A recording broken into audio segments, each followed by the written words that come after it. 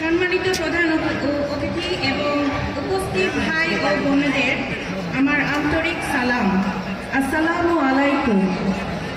আমি বীর শহীদ শাফিকুদ্দিন আহমেদ আহনাফের গর্বিত মা।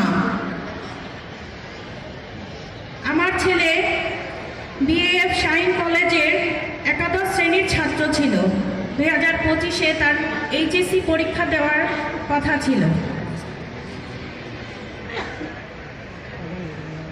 জুলাই 2024-এর 4 আগস্ট মিরপুর 10-এ এই স্বৈরাচার খুনি হাসিনার দোসররা আমার ছেলের ডান বুকে গুলি করে সেই গুলি বাম বুক থেকে বের হয়ে যায়।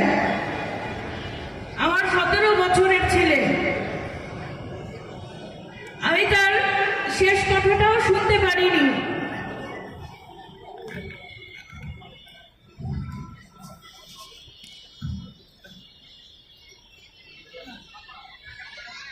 আমি চাই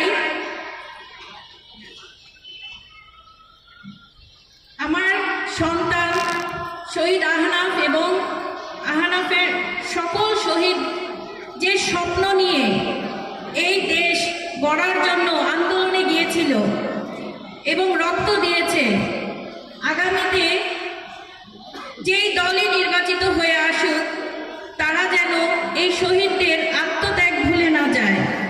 তারা যেন শহীদদেরকে স্মরণ রাখে এবং একটি সুন্দর সুষ্ঠু বাংলাদেশ গড়ে তোলে, যেটি এই শহীদরা